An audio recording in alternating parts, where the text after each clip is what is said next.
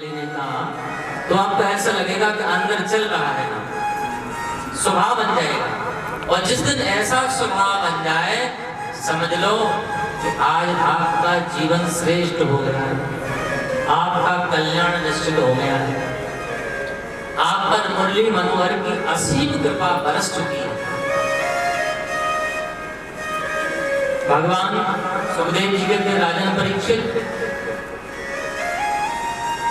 पांडवों ने कहा चलो एक काम करते हैं, भीष्म पितामह के पास चलते हैं, राजा बन गए ना तो कुछ ना कुछ उनसे ज्ञान ले लेंगे। लेकिन भीष्म पितामह बाणों की सैया पर लेटे हैं। भगवान जब पहुंचे हैं तो भीष्म पिता ने भगवान को मन ही मन प्रणाम करके और पूछा कि गोविंद ये बताओ कि मेरी गलती क्या है, मेरा कसूर क्या है, मैंने क्या अपराध किया। मुझे याद है कि 124 जन्मों में मैंने किसी भी जन्म में कोई पाप नहीं किया। एक जन्म की याद नहीं, 124 जन्म बहुत होते हैं। 124 जन्मों में कोई पाप नहीं किया, फिर ये बाणों की सैया और इतना कष्ट मुझे क्यों हो रहा है। भगवान ने कहा याद करो, एक बार की बात है, कौतूहल बस जब तुम धनुष बाण लेकर के जा रहे थे तो एक सर्प डला हुआ था। सर्प आपने समझा कि मरा हुआ है, पर मरा हुआ नहीं था, सर्प अधमरा सर्प था, उसमें प्राण थे। आपने बाण से उठा करके उस सर्प को रास्ते में लगा था। आपने सोचा रास्ते में कोई आएगा, इससे अच्छा है एक तरफ कर दो। आपने उस सर्प को बाण से उठाया और कांटों पर लिटा दिया। झाड़ी पर कांटे पहले रहते ना बहुत ज्यादा, उन कांटों पर लिटाया तो उसके शरीर में हजारों कांटे छिद गए और वो जीवित था। जैसे आपकी अवस्था है ऐसी ही अवस्था थी और वो तिल तिल करके मरने लगा। एक बिच्छू के काटने पर कितना दर्द होता है, और हजारों इसके कांटे शरीर में चुभे हो, उसको क्या दर्द होगा, क्या पीड़ा होगी, आप सोचिए। वही बदला आज तुम्हारा पूरा हुआ है। दूसरी बात, आप महात्मा हो, भगवत भक्त हो, आपको इच्छा मृत्यु का वरदान भी है। भीष्म पितामह चाहते तो कभी ना मरते, ऐसा वरदान भी है उनको। जब इच्छा हो तभी मरे, कोई मार भी नहीं सकता। आप चाहो तो मैं आपको इस दुख से, इस संकट से मुक्ति भी कर सकता हूँ। आप चाहो तो आगे चिरायु भी रह सकते हैं।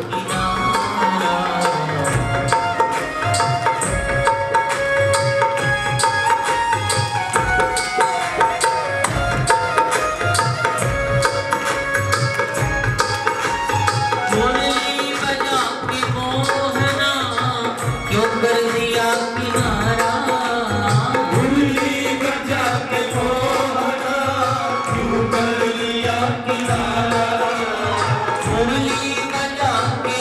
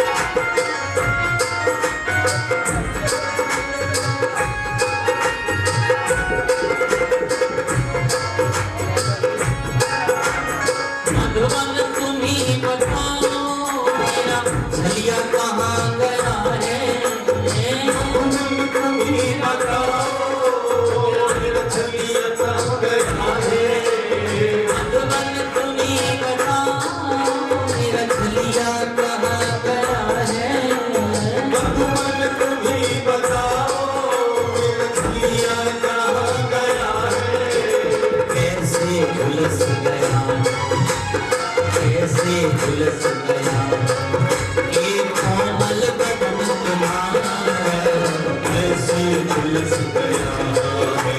ये कोमल बदन तुम्हारा मुरली बजा के बोला, वो कर लिया किनारा मुरली बजा के बोला।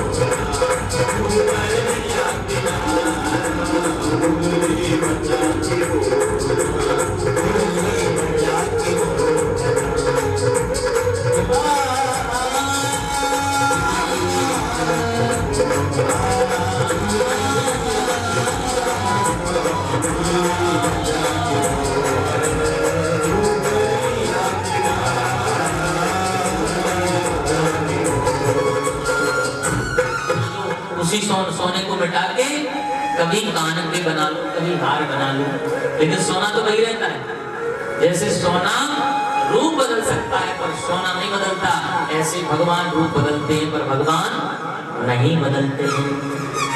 चिंता तो है क्या, बोले शुद्ध सोने के आभूषण बनाओगे तो सुंदर नहीं बनेंगे और मजबूत नहीं बनेंगे। अगर 100% सोने की अंगूठी बनाओ तो जल्दी से वो टूट जाती है, नीचे ऊपर हिलने लगती है, और उसमें टाका लगवा दो तो मजबूत होता है। ऐसे ही संसार भगवान ने बनाया पर भगवान ने माया रूपी टांका लगा दिया तो इतना मजबूत हो गया, इतना मजबूत हो गया कि हमें टांका टांका दिखता है, सोना दिखते ही नहीं। केवल माया दिखती है। पैसे के पीछे हम लोग भाग रहे हैं, पैसे को भगवान मान लेते हैं। गाड़ी आप चाहे 16 लाख की ले लो, 25 लाख की ले लो, कोई भी ले लो, लेकिन जब तक ड्राइवर नहीं होगा, चाबी जिसके हाथ में वही मालिक होगा कि नहीं होगा। ऐसे भगवान माया है, शक्तिशाली और माया के पति हैं भगवान, इसलिए भगवान सबसे बड़े। और भगवान ने सृष्टि रची तो सबसे पहले विष्णु जी को प्रकट किया और विष्णु जी की नाभि से कमल निकला, कमल में से ब्रह्मा जी प्रकट हो गए। ब्रह्मा जी का जन्म हुआ तो कृष्ण का जन्मोत्सव हुआ। कल ही राम के जन्म की कथा सुनाई जाएगी, कल ही वामन भगवान के अवतार की कथा सुनाई जाएगी और कल ही कृष्ण जन्मोत्सव की कथा सुनाई जाएगी। इसलिए कल बधाइयां होंगी और कल माखन बटेगा और गुरु क्या होता है, गुड़ को पका के सौंठ के लड़ुआ नहीं बांधते, वो सब बांटा जाएगा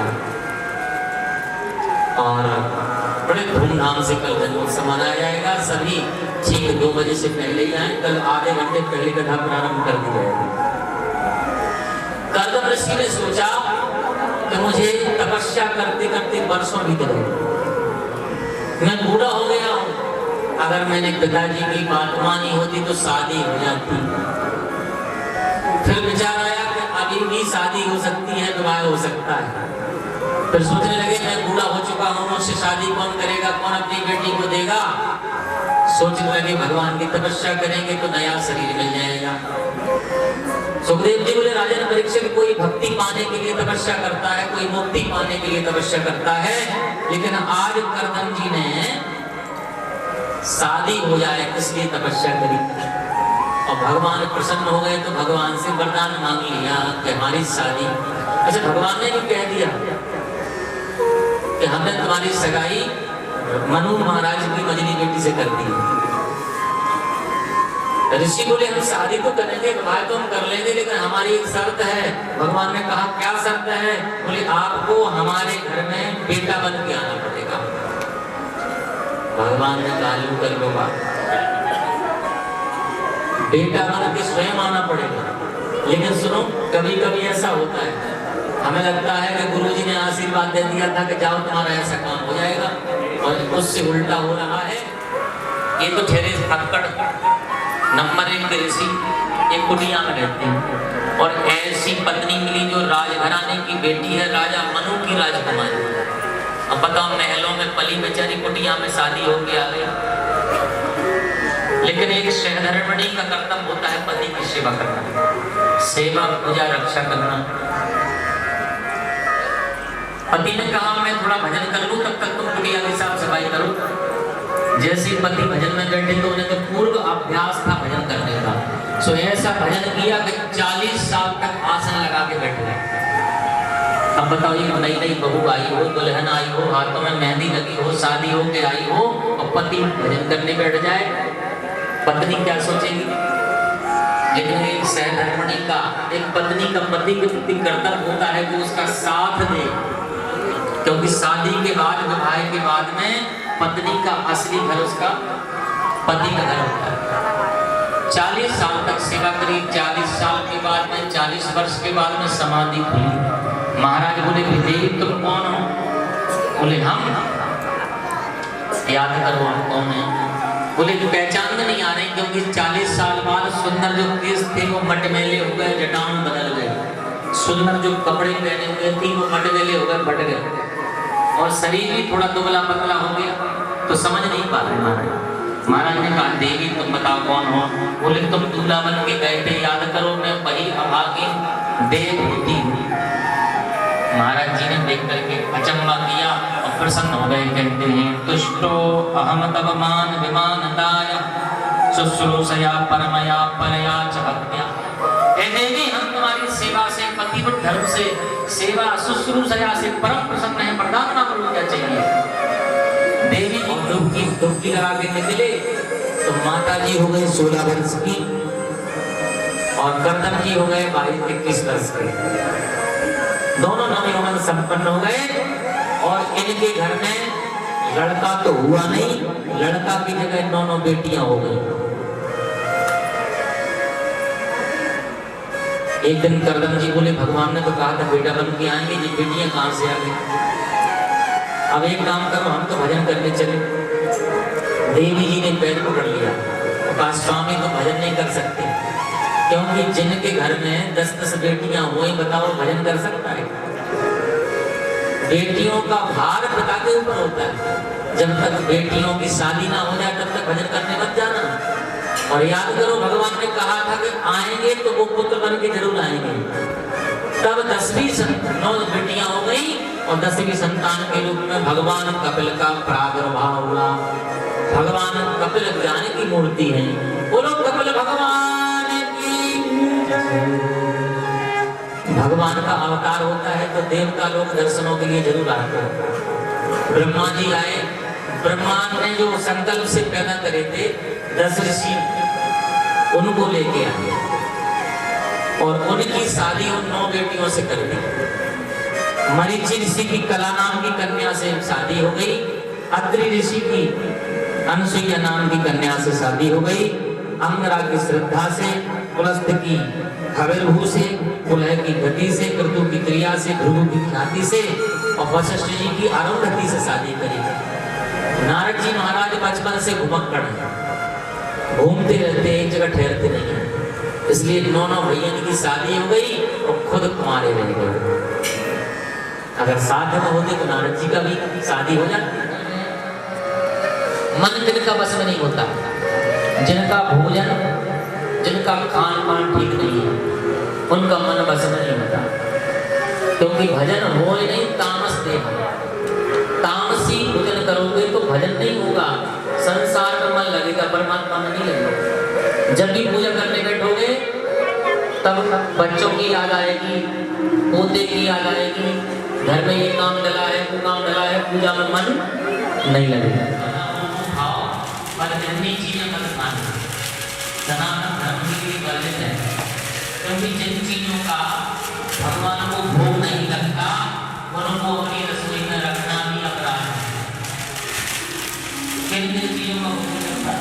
जड़ी बूटी बहुत शक्तिशाली है, जैसे क्या कई बीमारियों में काम आता है, परंतु भगवान भोग नहीं लेते, क्योंकि राक्षस के मल से पैदा है, राक्षस के ब्लड से पैदा है। एक चीज। अच्छा, दूसरी चीज, राक्षस के मल से पैदा है तो वो कमाल भी दिखाता है। क्या कमाल दिखाता है? जब हम खाते हैं तो हमारे शरीर में क्रोध बढ़ता है, गर्मी बढ़ती है, तामस बढ़ता है, भोग विलास की कामना बढ़ती है। तो जहां पर तामस बढ़ेगा वहां पर भजन में मन नहीं लगता है। भजन हो नहीं, तामस देहा। रावण ने कहा है मेरा शरीर तामसी, मुझसे भजन नहीं होगा, मुझसे तो एक ही काम होगा, हट कर बैर प्रभूषण करहूं, मैं भगवान शिव का बैरी बन जाऊंगा और भगवान के हाथों सदगति पालूंगा। इसलिए भगवान को भजन करना तो लहसुन प्याज छोड़ो, लेकिन फिर भी आप दवाई के रूप में ले सकते हो। 14 रत्न जो समुद्र में से निकले हैं सब ले सकते हो। जहर कितना खतरनाक है, लेकिन जहर की जरूरत पड़े दवाई के रूप में तो ले सकते हैं। लहसुन प्याज भी कोई दवाई के रूप में खाना चाहे और डॉक्टर जी बताएं तो भगवान को भोग नहीं लगाना, उसे अलग रख लेना, वो दवाई के रूप में ले लेना, ले सकते हो। कुछ लोगों को प्याज नहीं पसंद है गर्मियों में, वैसे नहीं खाना चाहिए। एक चीज और है, लहसुन प्याज खाओगे मुंह में बदबू आएगी, गंदगी है, खा के देख लेना। जो लहसुन प्याज नहीं खाता होगा और दूसरा खा के बैठा होगा और वो बात नहीं करेगा ना, तो जो नहीं खाता है उसको बड़ा बुरा लगेगा, दुर्गंध आएगी। क्यों? बोले राक्षस के मल से। कई कारण हैं, वैज्ञानिक रीजन भी। हमारा धर्म ऐसा है कि तो कभी ना कभी कोई ऐसी बात निकल जाएगी जो किसी को बुरी लग सकती है। और हासम हरे अखिल, भगवान जब हंसते हैं ना तो ये गुण भगवान से ये भी सीखो कि हम भी सदा मुस्कुराते रहें, हंसते रहें और दूसरों को हंसाते रहें। लेकिन ऐसे लोग कम हैं। रोने वाले और रुलाने वाले ज्यादा है। दूसरों को भी दुखी करेंगे, खुद भी दुखी हो। मस्त रहो चकाचक और राधे राधे कहते रहो। बोलो राधे राधे।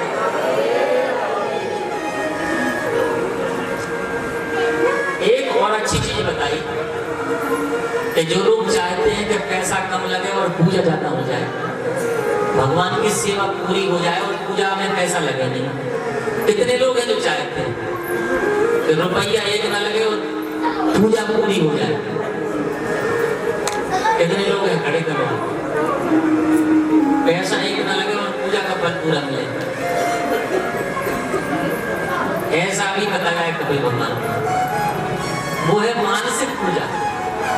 यदि आप चाहते हो कि महाराज हमारे पैर काम नहीं करते, बूढ़े हो गए, महाराज हम चल भी नहीं चल सकते, लेकिन हमें पूजा का पूरा फल चाहिए, पैसा नहीं है और पूजा पूरी चाहिए, तो उनके लिए एक उपाय बता रहा हूँ। क्या उपाय? सवेरे सवेरे आप 4 बजे उठना पड़ेगा, बस इतना सा है। उठ करके आपको न सोच जाना है, न कुल्ला करना है, कुछ भी नहीं करना है। अपनी जो पलंग है या जो भी जिस पे लेटते हो वहां आसन लगा के बैठ जाना है बिस्तर पर, और रीढ़ की हड्डी सीधी करके ऐसे बैठ जाओ और नेत्र बंद कर लो और मन में विचार करो कि हम स्नान कर रहे हैं, हम मंजन कर रहे हैं, शौच जा रहे हैं, स्नान कर रहे हैं। इसके बाद में स्नान के बाद भगवान को स्नान करा रहे हैं, भगवान को दूध से, दही से, घी से, शहद से, शक्कर से स्नान करा रहे हैं, भगवान को गलावा पहना रहे, जनेऊ पहना रहे, वस्त्र पहना रहे, चंदन लगा रहे। मन भगवान का पार्षद हूँ ऐसा सोचना चाहिए। पार्षद समझते हैं? भगवान रूपी सरकार, भगवान सरकार है, और भगवान की सरकार में जो नौकरी करता है वो सरकारी नौकर कहलाता है नहीं? सरकारी नौकर होता है गवर्नमेंट सर्वेंट। ऐसे ही आप समझो कि ठाकुर जी सबसे बड़े सरकार हैं और हम उनके सरकारी सर्वेंट हैं। और दुनिया में जितने लोग हैं ना, ये सब प्रजा हैं। प्रजा माने राजा, जो अपने भारत में रहते वो अपने राजा की प्रजा होती ही नहीं।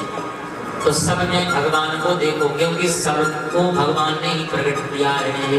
अहम सर्वेषु भूतेषु भूतात्मा वस्थिता सदा संवक्याय मामतर्यः उर्ध्वेची विडम्बन। भगवान कपिल कहते हैं कि कण कण में परमात्मा का वास जानना चाहिए। श्री राममय सब जग जानी, करहु प्रणाम जोर जुग पानी। सारे संसार में परमात्मा को ही देखना सबसे बड़ी भक्ति है।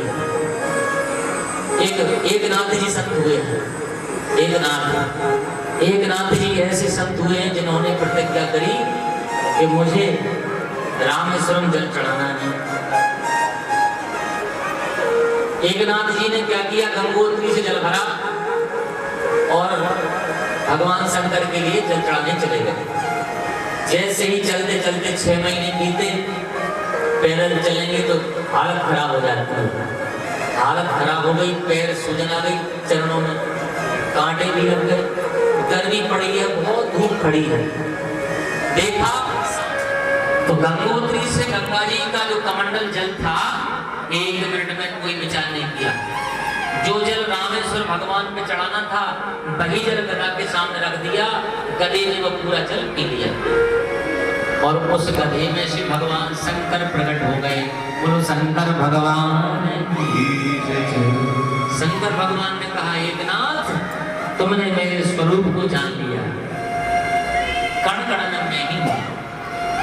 बताओ ये मंदिर में जो मूर्तियां बनी हैं किसी कारीगर ने बनाई होंगी, जयपुर से लाए, आप कहाँ से लाए, पर किसी कारीगरी की कारीगरी है। और जब हमने ब्राह्मण के द्वारा शुभ मुहूर्त में प्रतिष्ठा कराई, इनमें प्राण डाले, तब जाकर हमें इनमें भगवान नजर आए। लेकिन इतनी सारी मूर्तियां आगे बैठी हैं, बताओ किस कारीगरी की कारीगरी है? कोई कह सकता है किसी ने कोई किसी को बनाया हो? ये जितनी मूर्तियां बैठी है किसने बनाई? भगवान ने बनाई।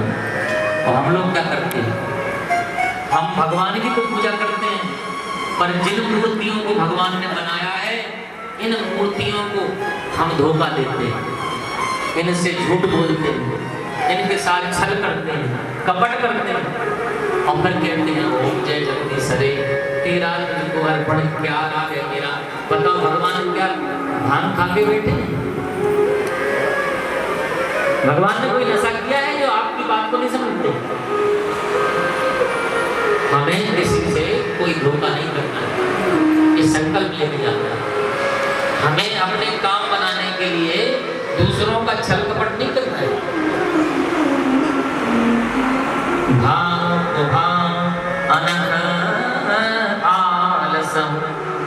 नाम जपत मंगल। ये मानव शरीर जब धारण करता है व्यक्ति, तब हमने सुना है कि कोई प्रॉमिस करके आता है भगवान से।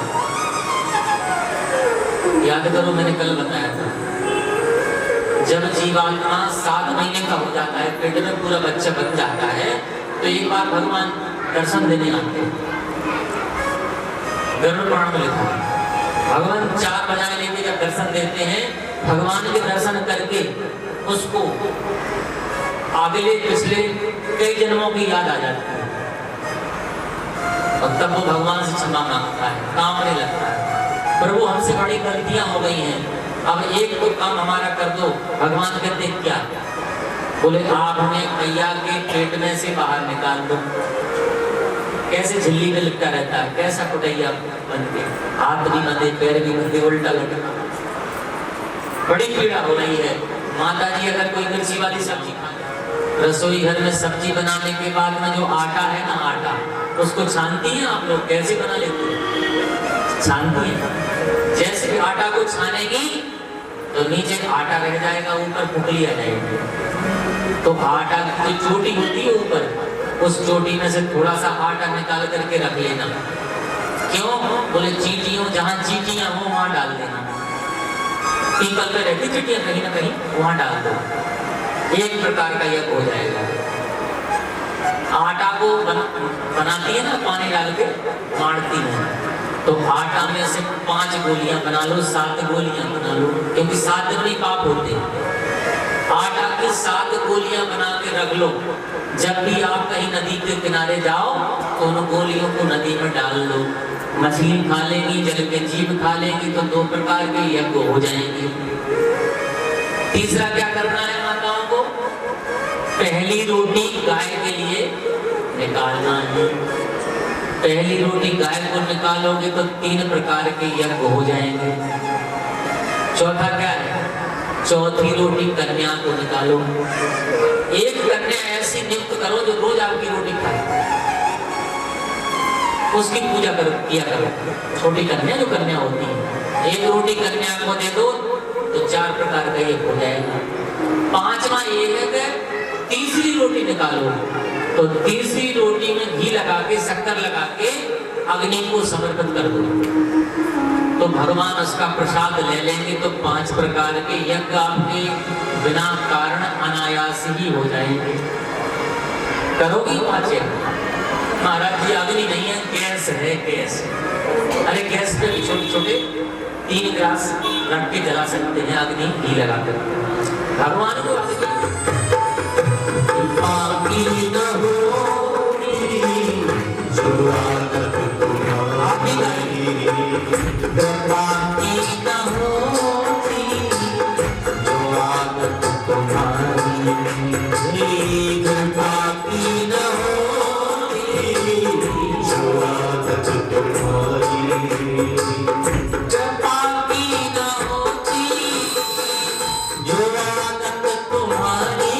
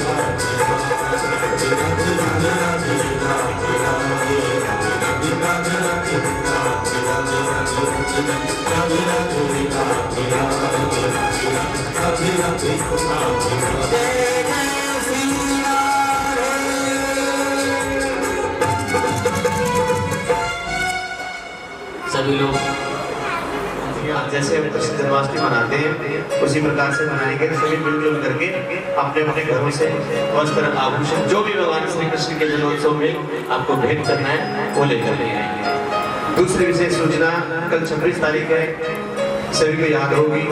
आज से ठीक एक साल पहले 26 तारीख को सभी मूर्ति प्राण प्रतिष्ठा का आयोजन किया था, तो कल एक साल पूरा हो जाएगा। तो पहली वर्षगांठ पर भगवान की मूर्ति स्थापना में दोपहर को ठाकुर जी की कृपा से लंगर चलेगा।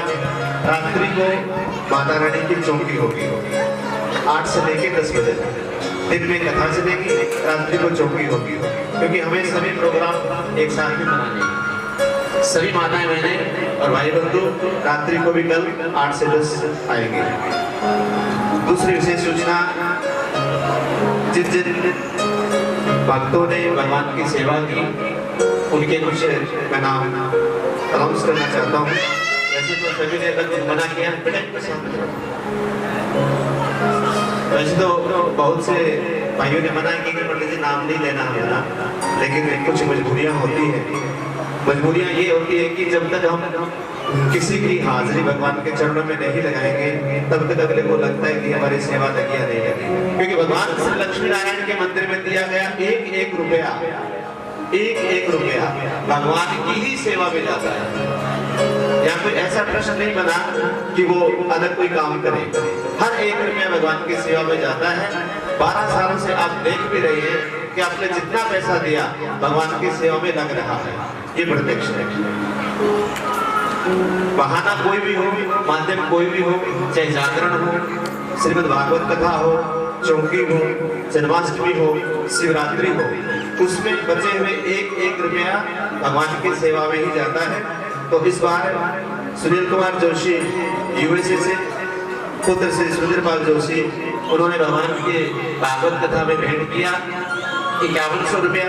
मैं उन्हें अपना आशीर्वाद और आशीर्वचन देता हूँ। ठाकुर जी कृपा करें, विदेशों में बैठे सभी बच्चे अपने अपने घरों में सुख समृद्धि से रहें। ठाकुर जी उनकी मनोकामना पूरी करें और तंदुरुस्ती का दान दें।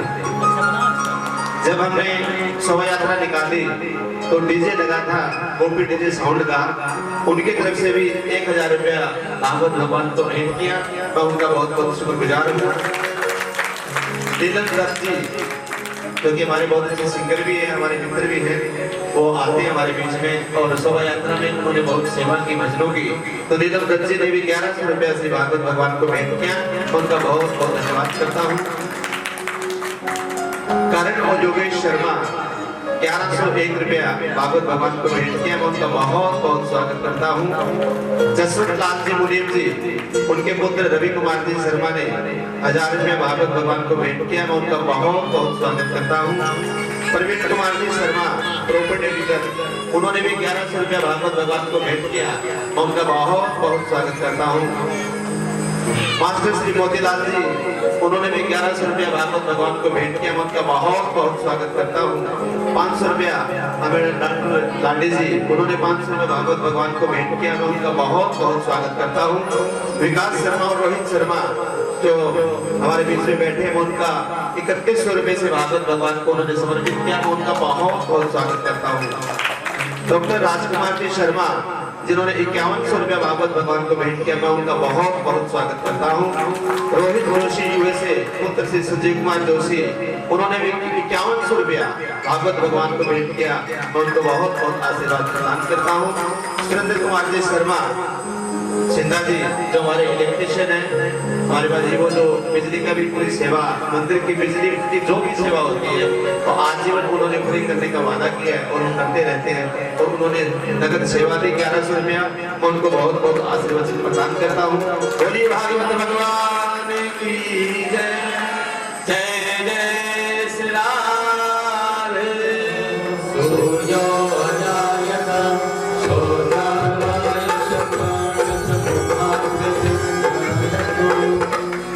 सीमा की बिहारी तेरी आरती गाऊं, सीमा की बिहारी तेरी आरती गाऊं, सीमा की बिहारी तेरी आरती गाऊं, सीमा की बिहारी तेरी आरती गाऊं।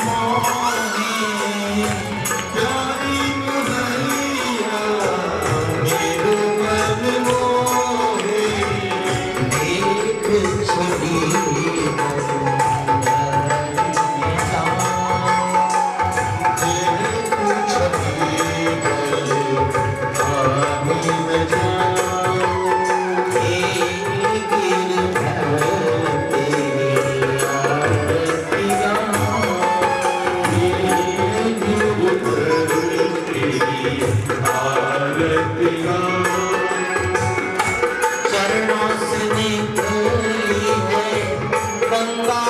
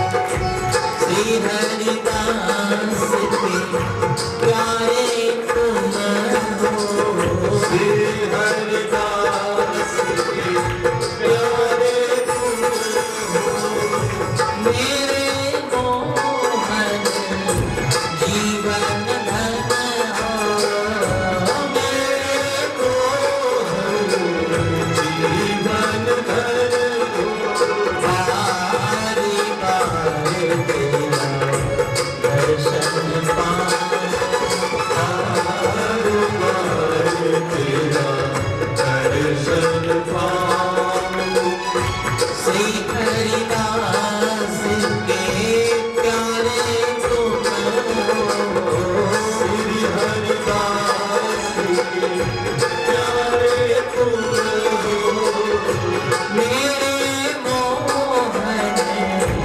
जीवन धन हो, मेरे मोहन जीवन धन हो, बारी बार तेरा दर्शन पाऊं, बारी बार तेरा दर्शन पाऊं, यशोदा के छैया तोरी आरती गाऊं, यशोदा के छैया तोरी आरती गाऊं, पार लगैया तोरी आरती गाऊं, पार लगैया तोरी आरती गाऊं, आरती गाऊं, आरती गाऊं। कर्पूर गौरम करुणावतारम संसार सारम भुजगेन्द्रहारम सदा